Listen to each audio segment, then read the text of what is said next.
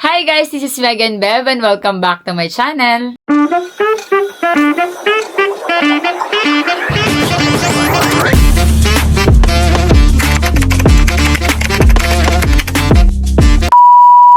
Hey guys! It's been a while, so matagal-tagal na rin yung last time na nag-upload ako ng vlog sa aking YouTube channel. Ayan. So today is January 25, first day ng aming vacation because Taiwan is celebrating Chinese New Year.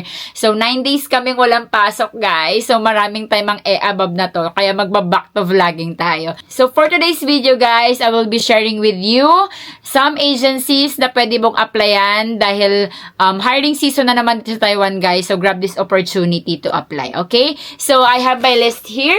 Ayan. So, ang unang-una sa ating listahan, syempre, ang aming agency, which is Mission Way. Ayan. Ipa-flash ko na lang sa screen, guys, yung Facebook page ng mga agency. Okay? So, unahin ko na ang aming agency na Mission Way. So, our company, Quanta Computer, is currently hiring, guys. So, ipa-flash ko din sa screen ang qualification ng aming company. Ayan. So, if you are qualified and interested, pwede kang mag-report sa agency na Mission Way, which is located at 1828 San Marcelino Street, Malate, Manila. So, ayan guys. So, kung may mga tanong kayo guys ha, direct na lang kayo sa agency namin or kaya mag-chat kayo sa Facebook page nila. Ayan, kasi hindi ako related sa ano guys, hindi ako pwedeng mag-refer or what kasi may mga nagchat sa akin na nagpapa-refer sa company namin, hindi naman po allowed yun sa company namin. So, mas better na kayo na lang directly mag-apply guys kasi kung qualified naman kayo sa sa position makukuha kayo guys, matatanggap kayo. Okay? So second naman natin guys is MIP. So ito yung Facebook page nila guys and ito naman yung hiring nila. Ayan. So ang hiring company nila sa Taiwan is SPIL or SPIL. Ayan. Ang interview date daw nila is on February 7 and 21 and meron din sila on March 7 and 22. Ayan guys, mag-walk-in na kayo guys sa MIP, hiring sila sa company na SPIL or SPIL. Okay? Okay, next naman natin is City Employment. Sa City Employment naman, ito yung Facebook page and ito naman yung hiring company nila guys. So, ang hiring company nila is Chinpun. Ewan ko kung tama ba yung pag-pronounce ko niyan. Basta Chinpun, ayan siya. And ang interview date nila is on February 12. Ayan. Last day of registration po ata nila or February 12 or baka yan na yung date ng interview. Okay guys? Ayan. Yan ang ating pang third na agency. Okay guys, ang next naman natin sa list is Grand Placement. So, ang Grand Placement naman is ito yung Facebook page and ang hiring din nila guys is SPIL. So, ayan, same sila ng MIP. So, siguro tong SPIL na to or SPIL is marami silang kailangan na tao, guys. Ayan. So, ang interview date naman daw sa Grand Placement for SPIL is on February 18. Okay, guys. Ayan, pwede na kayong mag-walk-in yan, guys, para line up na kayo sa mga agencies. Okay? Next naman natin is iQuest. So, iQuest naman, ayan yung Facebook page. And ang kanilang hiring company naman is KYEC. So, KYEC is hiring and ang interview date nila is on February 19 and 20. So, ayan guys. Next naman natin is Skyborn. So, Facebook page nila, Skyborn. And then, ang Skyborn, wala silang specific na company hiring, pero ito yung hiring nila. Ayan.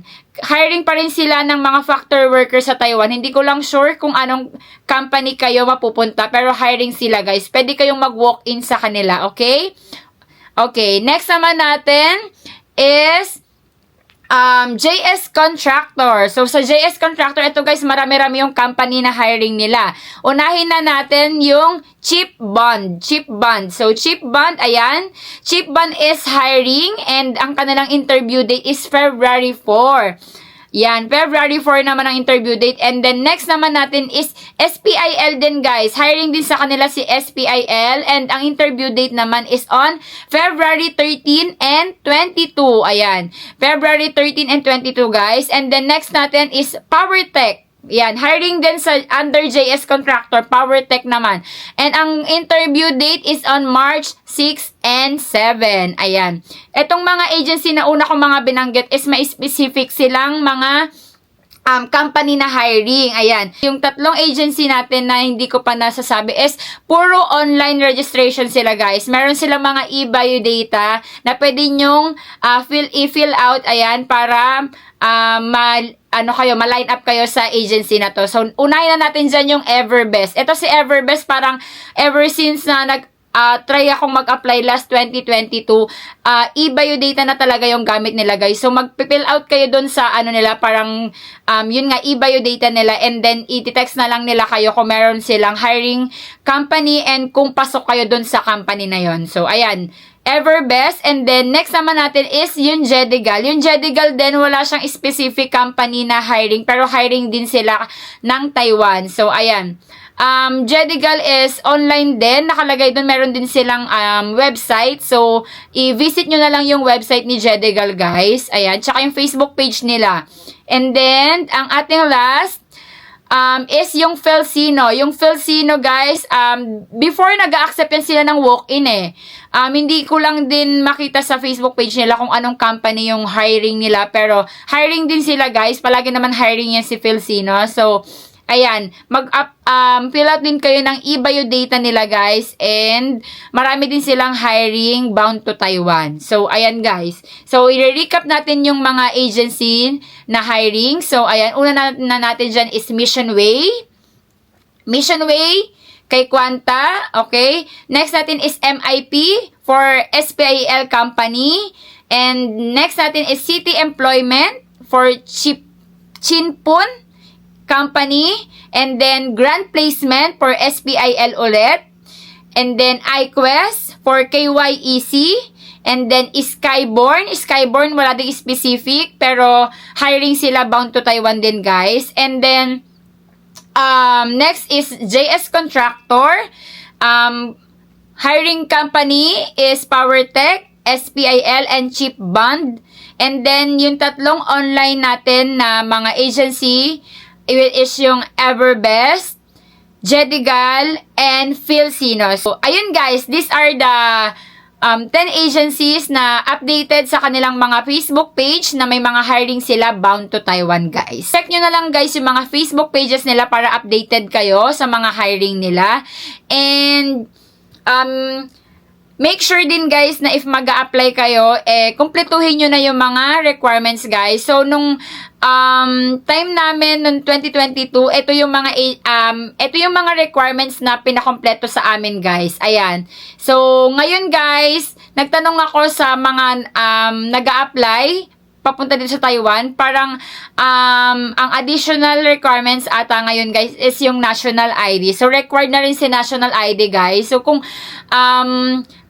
nagbabala kayong mag-apply, unahin nyo na yung mga requirements, guys, kasi mas maganda na pag nag-apply kayo, kompleto na yung mga requirements. So, guys, or kaya, konti na lang yung kailangan nyo para once na ma-select kayo, guys, hindi na kayo mahirapan, hindi kayo magkakaroon ng reason para ma-delay yung application nyo.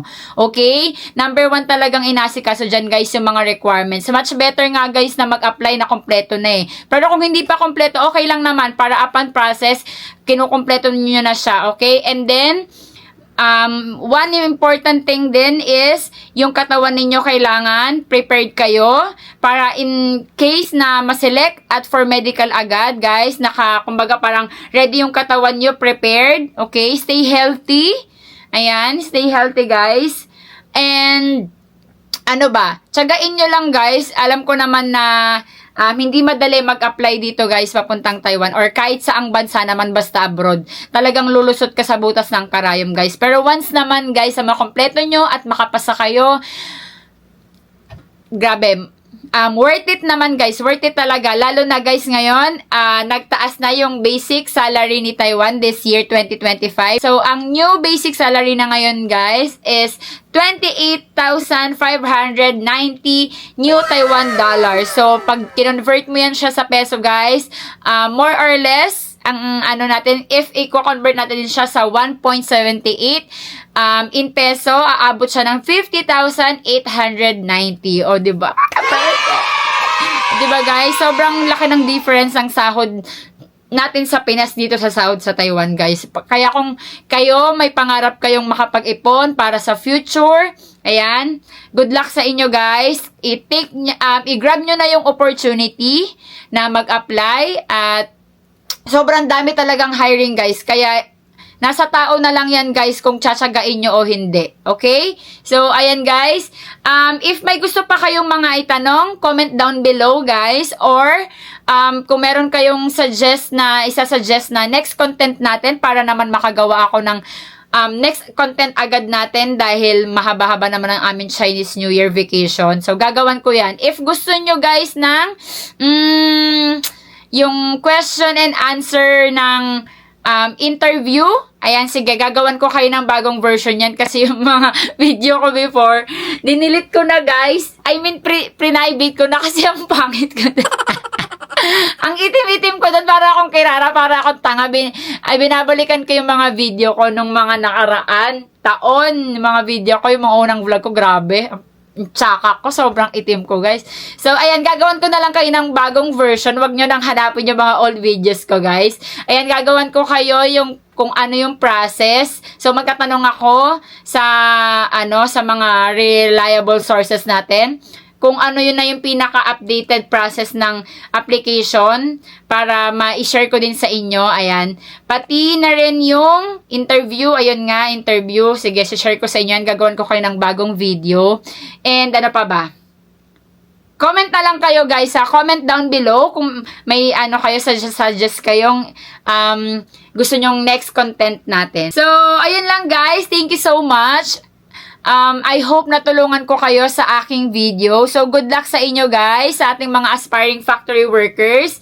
And, pray lang tayo. Alam ko na mga Pilipino, matyaga naman tayo eh. So, ayan. Good luck sa inyo, guys. Good luck and God bless you all. Thank you all for watching, guys. Hindi ko napapahabain itong vlog na to. So, ready na kayo, guys, ang inyong mga requirements and prepare nyo na yung sarili nyo. So, ayun lang, guys. Thank you all for watching and please don't forget to like this video and comment down below and don't forget to subscribe to my channel and I hope to see you on my next vlog. Bye, guys!